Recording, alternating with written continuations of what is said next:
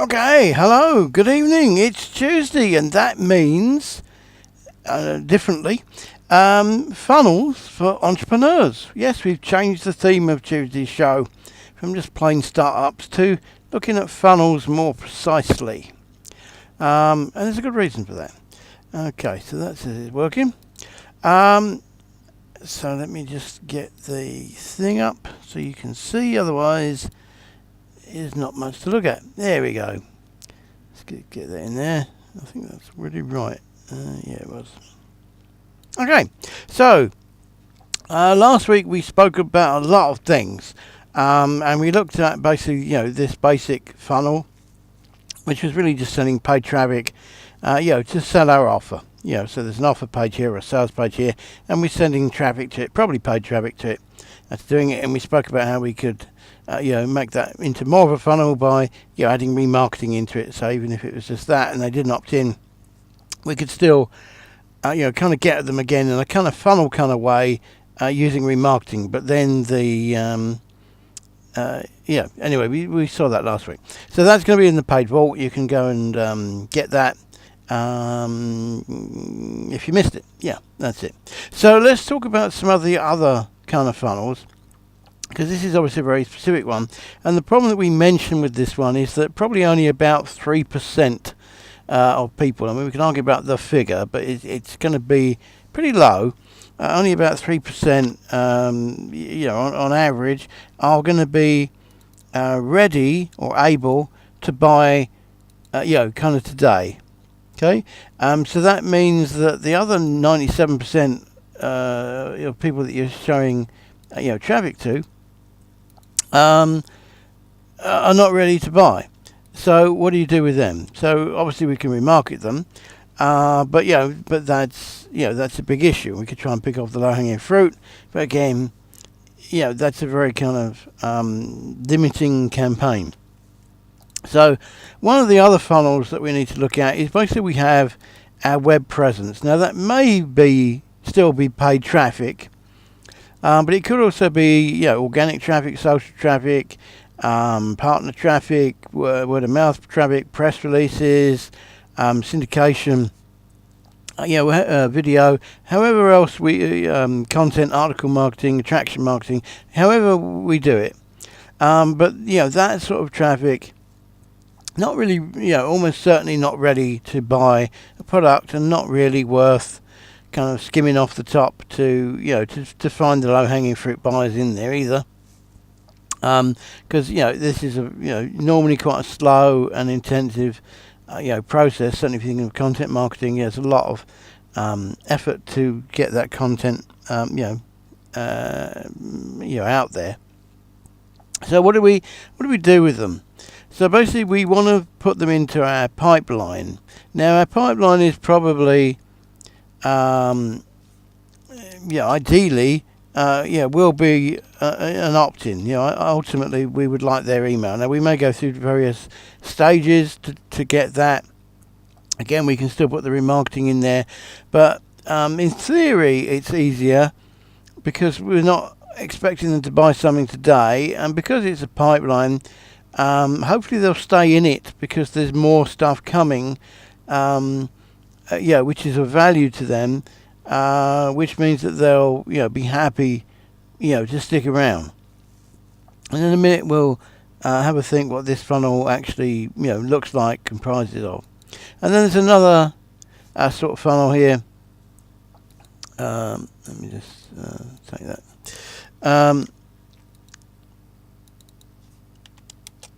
There we go. Which is this is kind of really attraction marketing, really, because they're in the pipeline. We haven't closed them yet, but they're ready to be closed. But then this other funnel that we're looking at is basically a relationship funnel, and it may well be that it has a different end game. So the end game may not even be for them to buy this product. It certainly isn't for them to stay in our nest, whatever you want to call it, just to get free information.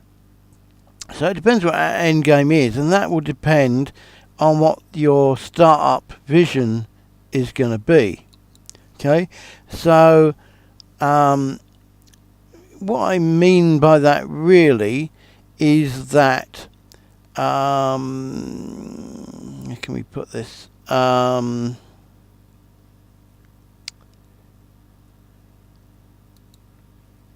end game. Oops. Is probably going to be people versus product based.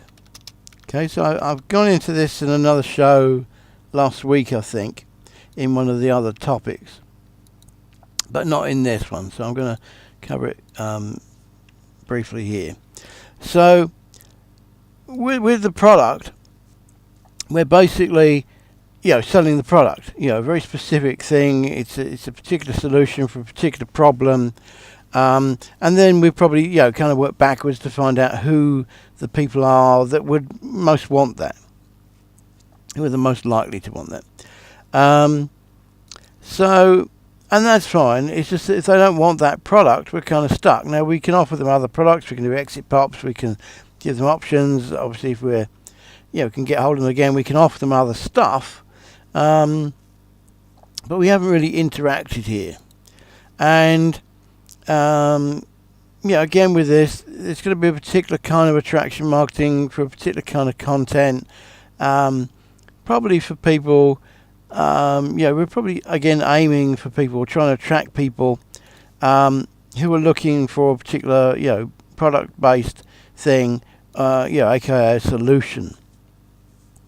Okay, so we're kind of doing this as normally as a kind of solution-based thing.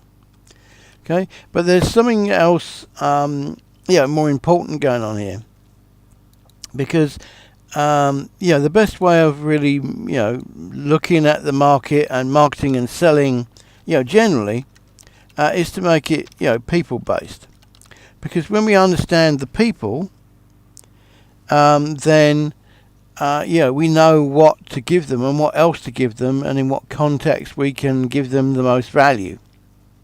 Whereas when we're just selling a product, we're not really trying to give them, value. We're trying to sell them the product. And the pipeline is normally about preparing them to buy the product. But it's not really, as I say, it works best when we put a people element into it. But generally, I don't think most people think of it in terms of, people. They're still kind of thinking of it in terms of who wants to buy my product. So, what's the end game? So the end game, is to think of them as people, so that we have a huge range of options, that we can sell them. Okay, and because we're building, because it's people based, that means we're building a relationship. And because there's a relationship there, then we're going to get the opportunity and get feedback from them and all this kind of stuff, in order so that we know what will give them the most value. And what we can sell them. So, that's all good. But there's another side to that, really, which is our side. So that's kind of what's in it for them. And another question is, what's in it for us? And basically, the end game in terms of being people-based rather than product-based is that what we're trying to do for our purposes is to build a relationship based on the fact that they're people, and then to it sounds a bit callous. I don't mean it in a callous way, but then to leverage that relationship in order to how do we put this? Change our status.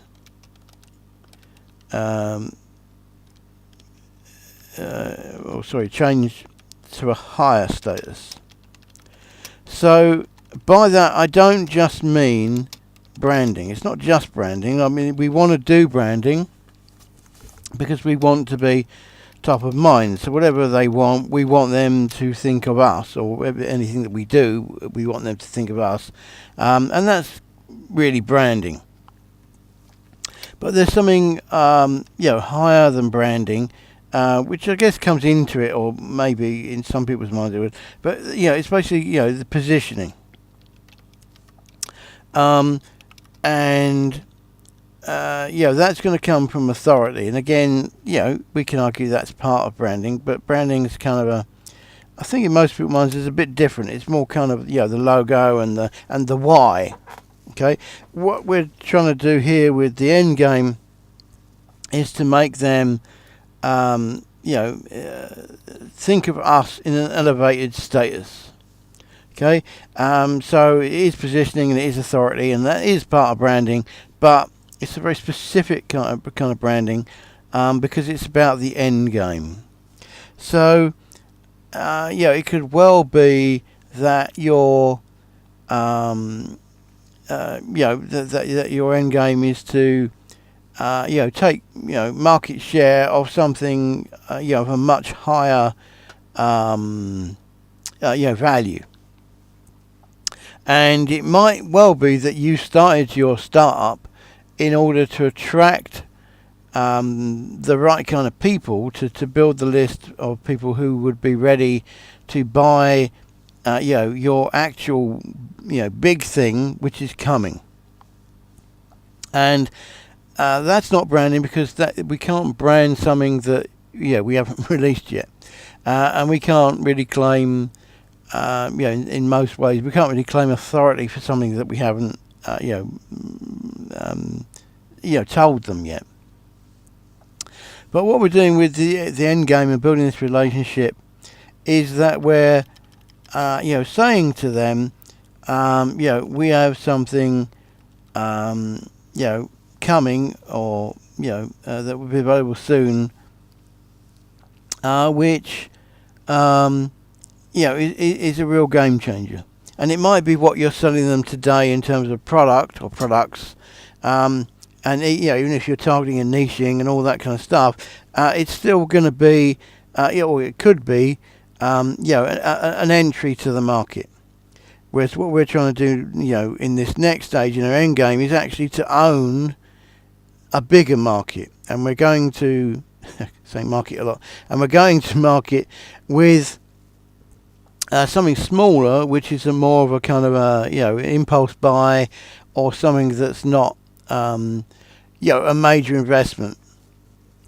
Whereas what we're really, our end game is really to sell them something which is a major investment, and we're maybe we're trying to take market share by owning several little things, and when they come together, it will establish us as a major player. So, for instance, if I wanted to sell, how can I have room to put this in? If I wanted to sell an MP3 player, which was allegedly, different for some reason, going to market straight away with big competition, ahead of me, would be difficult. So what I might do is to go to market with something else. Now, it's not a loss leader by any means. It could be, but I'm not thinking of loss leaders at the moment. I'm thinking it's just something that is, less of a wrench, to buy. Let me put that there we go. So one of the things, that I might do, and I guess this is kind of the upside down to what Apple did, because they had the players first and then they did iTunes. But you see, so we want to sell the MP3 player, and we do the opposite of what Apple did, and basically we release iTunes first and then the player, because once we have the audience, the mass reach here is the player, okay? Because everybody wants the player, okay? or the software, or the song library, or whatever it is. And then that's going to give us the biggest user database. And obviously that user database is, in terms of people, it's people who, like or love, music. So now we've got their attention kind of with, the stuff. So I said player, but maybe it's, it's actually the soft stuff. So, it might actually be the data, the music. But that's going to be the most reach because everybody wants the songs or the player. If there's a simple player, sorry, I'm doing that wrong. The big goal is the player. So we're going to market with that straight away. Is a huge amount of competition. So we do the opposite of what Apple did, and we do iTunes first, and then the player. But what we're selling them, initially, is the soft data. Which is basically the music, the songs. So everybody wants the songs, and that gives us the most reach, okay? Because everybody wants the songs. And then what we've done is we've built a user base of people, who love music. Hopefully, let me just make it a bit smaller so it fits. People who like music. Now we've got a huge list of people who like music.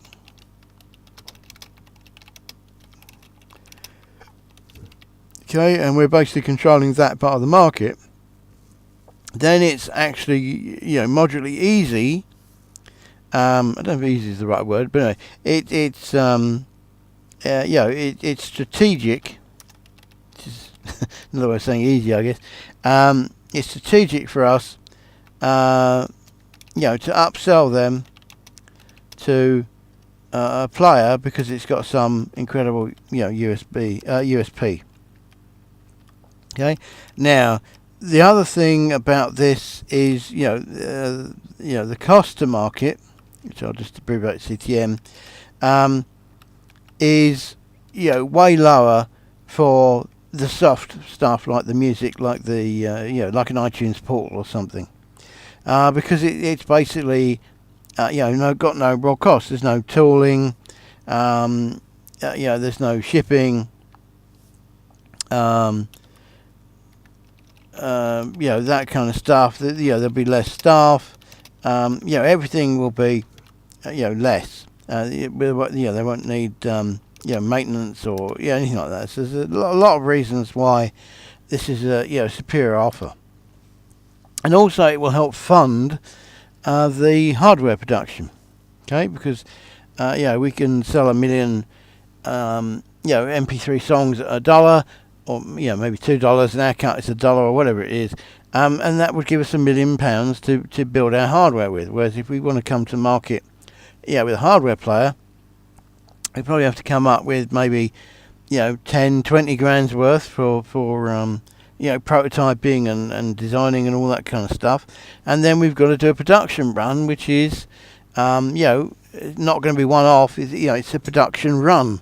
So we have to finance a lot of orders in advance, and also we don't know if the market's going to buy our thing yet or not. So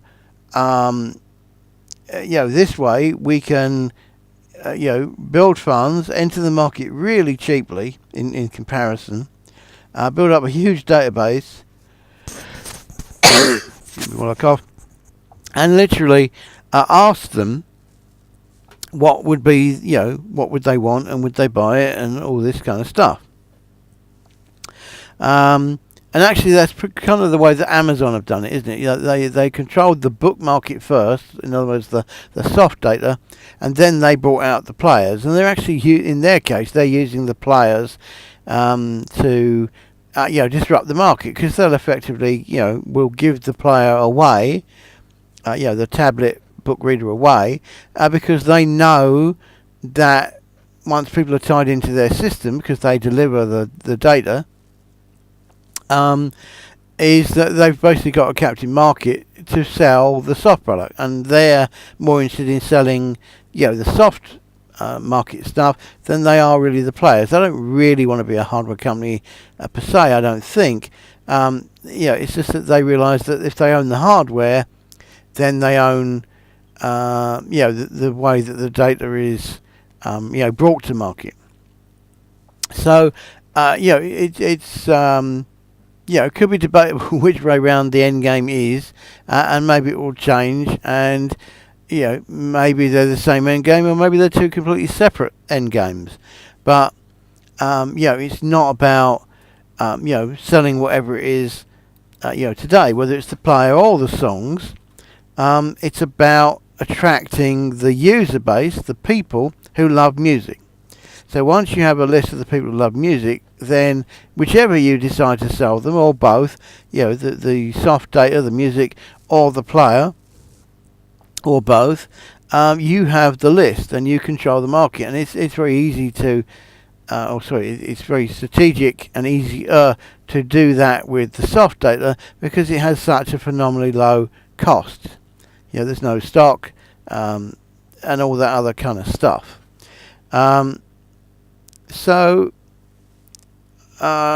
That might be our end game. Okay, I mean there has to be a reason, and I don't know what it would be offhand.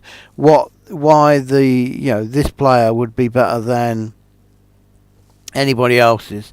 Maybe it's built into clothing or something like that. Maybe it's a kind of a bio MP3 player or something. And rather than coming to market and trying to educate people why they would want an MP3 player that they could wash, or just wear wherever they want to go, and maybe there's something special about the powering. Maybe it's powered by body heat or whatever. Who knows? Then rather than explaining all that and people going what. And not knowing if they need it or not, if they're already buying the songs off you, and then you give them the opportunity to ask them what they want and show them the advantages of this new kind of wearable clothes player, MP3 player, then maybe that transition will be a lot easier. Certainly in terms of market reach, it would be a lot easier. Anyway, I've kind of gone off the tangent there a bit, but that's just one example of why the end game might be different. Okay, so we might have done this first product not with the dream of making this the product in the market and taking market share of a single product, and we're not really just promoting our brand and establishing our brand. We're actually strategically, taking over the market by, leading them to our big thing, leading them to our end game. Okay. Anyway, so let's get back on track then. So, these are, as you can, tell, these are three very distinct kind of roles. Okay, and this is just three that I've picked. There are a lot more of, alternatives, but the good news about this is no matter how complicated it might seeming to be, there are only really 4 types of pages. Okay, so that's the good news. So the funnel is basically how you string these 4 types of pages together, and how they interlink and all that kind of stuff, and how you psychologically drive them from one to the other. So lead generation is one of them. That's basically where you're not selling them anything right then. You might even be giving them something, or you're qualifying them in some way. And and it's not just opt-in forms and that kind of stuff. It could also be contests, questionnaires, and things where you're getting product data coming in. But it's kind of there's nothing for sale, on this first step. And you're probably giving them something of value to, as an ethical bribe, as they call it, to encourage them to, interact with you and to get your, free thing. A transactional page, once you've got them, on your list, at some point you're going to want to make them, the actual offer. So we need, things that act as sales pages and that kind of stuff. Maybe it's a kind of a more of a soft funnel. So before you sell them anything, you're giving them information. But that information, and if it's a webinar, which is kind of in between selling and information, probably if it's got a pitch at the end, is actually really the same kind of page. It's content plus some kind of call to action, ultimately, which will be a buy button. Okay, so that's another kind of page, but it's basically information plus a call to action. That's what they are. So then there are kind of responsive pages where we're just informing them that something has happened, or we're giving them the download access to the thing, or something like that.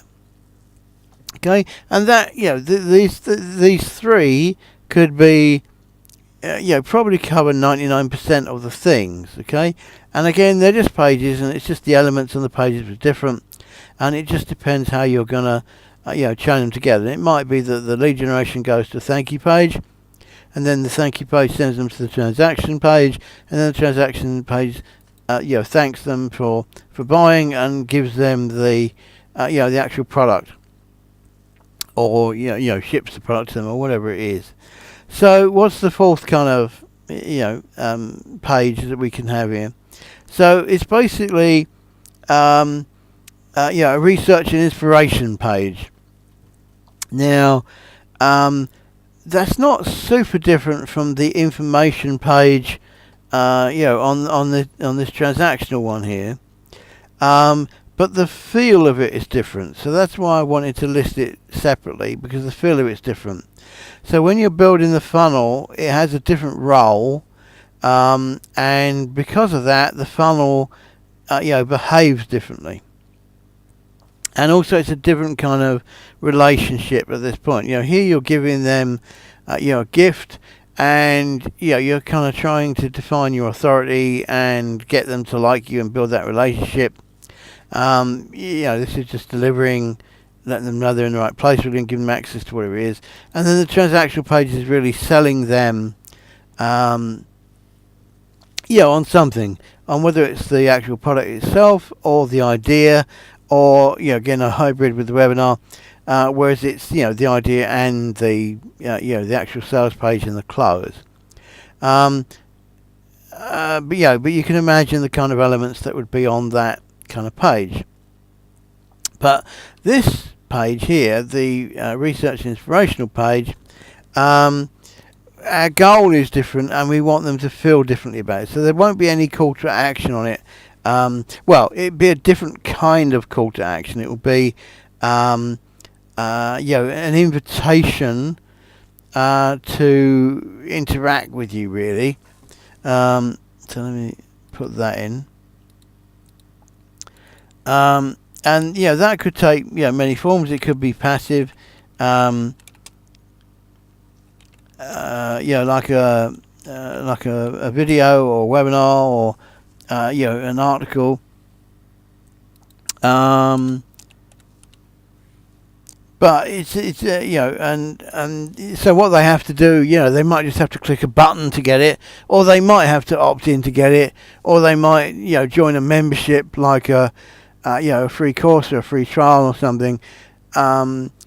It could still have a call to action, and it could look like the lead generation form, but it's also the transactional page with the information on it. And although it may not be a sales page, it may still have a call to action on it. And again, it could be a hybrid of those with some kind of webinar video content on it. It may even have the response directly on it. It may provide the the download link straight away without any obligation. And then the what they download is then branded, and that's how you would get them back to your store. So you give them the information without hassle and without needing them to fill in their email or whatever. They get to see the quality of what you do, maybe get results in advance, but the branding's in there to bring them back, and now they're in a position where they actually want to give you their email because they know what you can do because you've just given it to them, and now they want more. But now they're in a position to know that they want more, and that's the the difference really. Whoops, my headset's wrong enough. Because otherwise it's a kind of a leap of faith where you're saying, do you want my thing? But you're not actually, they don't know really if they want your thing because they haven't seen it. Whereas, giving them a frictionless download, they can, actually experience the quality of it. So you're actually, gaining authority by actually doing it. Not suggesting that you can do it or anything like that, but actually doing it. So you're demonstrating by example, really. And as I say, that makes them know that they want it, and then they'll much more willingly give you their email or whatever it is that you want them to do. So there's a lot of kind of pluses for doing that. Obviously, the people who don't enjoy your content or realize that they don't want your content, they're not going to react. But then, every part of the marketing chain really is to filter down who does and who doesn't want whatever, until you find what they do want. So even if they don't, if they consume that and they still don't want it, then that's fine. That's telling us that they're the wrong people for that. So that's fine. And again, we'd have the remarketing turned on, so we can still get at them, to later on show them something that that they do want. So that's that. So this is a very different kind of relationship and function, and a different feel of the funnel as well, because you're not trying to sell them something right now, and you're not just giving them something away kind of tackily in exchange for, it's not an ethical bribe. Maybe it's just out and out, there, or frictionless, download that they can get it, and then it's branded, to bring them back. But maybe there's no. Sorry, one of them meds there. There we go. Maybe there's no, friction in the way of them. Consuming that content. But the point of that content is to get them, the whole of marketing really is, simply to, let me write it in, is simply to enable them to buy. Okay? That's really the whole role of marketing, and that could be, as we said on last night's show, which was fantastic. How to persuade people, how to change people's minds. Sorry, because it wasn't about persuasion. So if you watched yesterday's show, how to change people's minds, which is fantastic. But the whole thing about that, even if we have to. Change their mind so that they understand that they want it, because people don't know what they don't know. So if we tell them and give them all the facts, then they're in a position to know if they want it. Okay, it can be as simple as that kind of premise. Let's make that like that. What was my point there? So the whole thing is basically to enable them, to buy. Whether it's changing, helping them to change their minds, or removing roadblocks that they may have, or giving them the information they need to make the buying decision, or to show them the advantages of having it, or to show them the kind of life that they could have, or will have once they have the thing. So all of that's a very different kind of thing, but it serves a very different purpose. It's not just branding. There'll be branding in it. I suppose we'll put that in. So that one. Yeah, there'll be branding in it, but it's not really about branding. It's really about enabling them to buy, getting them to a state where they know that they want it. And as I say, the feel of that is very different. So although it's still a page and it's still in the funnel, it's a completely different purpose. Okay, and again, the best way to deliver this, and again to get them to a stage where they're enabled to buy, is really to create whatever this is into basically another funnel. Okay, so the funnel is just, if you like, a sequence of steps. So we can have this as kind of a no, I'll call it an inspiration. An inspiration funnel. Its purpose is to inspire people, until they're ready, and they know that they want to buy. So again, it's just a page, and it's just linked together in a particular way to create a funnel. But it is another kind of funnel, and it's a different purpose of that funnel. And it's not just branding. It's basically to get them to the stage where they're ready to buy. Technically, it's just another transactional page, really. In that the elements on it will be very similar. Words, titles, text, video, whatever. The call to action may be on there, and there may be an opt-in on there, like this one, or not. It just depends on on how you're doing it. But it could be a combination, but it could or not have a CTA. But again, if we turn this into a funnel, with maybe this at the end of it, then that's a very different feel of funnel.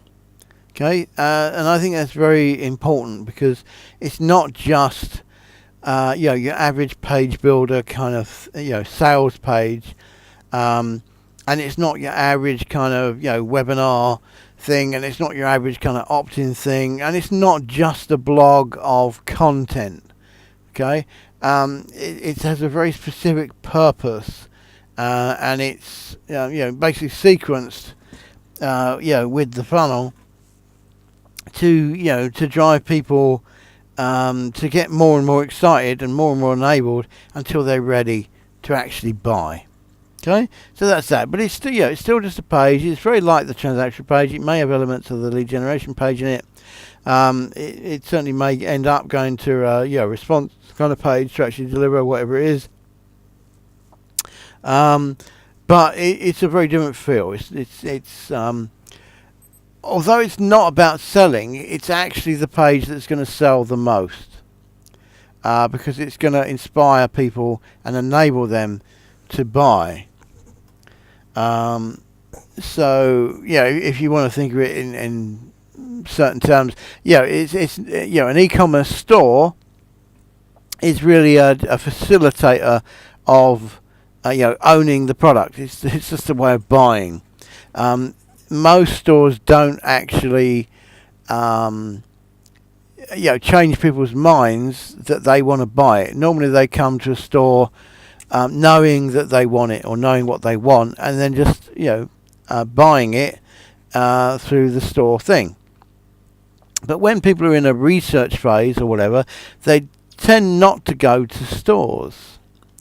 Because, as I say, stores don't have the kind of information that they need. So this other kind of page is, for that. But it's not just for research. It can be any stage in the buying cycle. But it's very well suited to the research phase, and then take him to the inspirational phase, and then to the kind of confirmational phase where they know that they're ready to buy it. They know what their options are, and we've given them the options, and now they're ready, to buy it. So we take their funnel. Sorry, my microphone's in the way of my arm. I'm waving it about. We take them, at the end of this informational funnel, back to, the sales page kind of thing. The e-commerce store is really a way of facilitating the purchase. But what's going to make them want the purchase? What helps them to, drill down? And all that kind of stuff. So, again, this could be, reviews might be another thing that it does. These kind of review pages, that's what's going to help them, enable them to buy, because they know what their options are. Is A or B better for what they want to do? The review site, comparison site, would basically give them that kind of information. But that's not normally what we get in an actual store. So, as I say, this is the thing that's going to sell it, and then the store is actually the mechanism which is actually going to deliver it to them for money. Okay, but most stores are not that persuasive. Most stores rely on the fact that people come to the store knowing that they want it. Maybe they're looking for other options, but generally they know the kind of direction, the kind of product that they want. They know enough about it already. Is it an all-in-one or is it in separates and all that kind of stuff? What kind of sizes and quantities and colours and whatever designs does it come in? What operating system does it run? Whatever the factors in. They know that they want, say an Android phone or something, and maybe they came looking for a Samsung, and maybe you present them other things in the store. As options, but generally that's not done very well in the store. Normally we want those kind of things done on these research and inspirational kind of pages with with the reviews and whatever product tours and all that kind of stuff going on. Anyway, hopefully that kind of makes sense. I don't know if I've explained it super well. But, as I say, these are very different purposes, and they're all connected in the funnels. The good news about, any of the funnels that we look at, whichever sort it is, there's still only really ever 4 pages. Arguably this one, could be a combination, almost of all 3 actually. But it feels different. And that's because it feels different, and it's a different kind of funnel. It's an inspiration funnel. We have to think of it differently, and present it and interact with it differently. So that's it. I'll see you tomorrow, or I'll see you next Tuesday for more about funnels for entrepreneurs and startups. And maybe I'll tell you how my SaaS startup fits into this kind of thing, and the kind of funnels that I'm going to be building for that. So I'll see you then. Bye bye for now. Bye bye.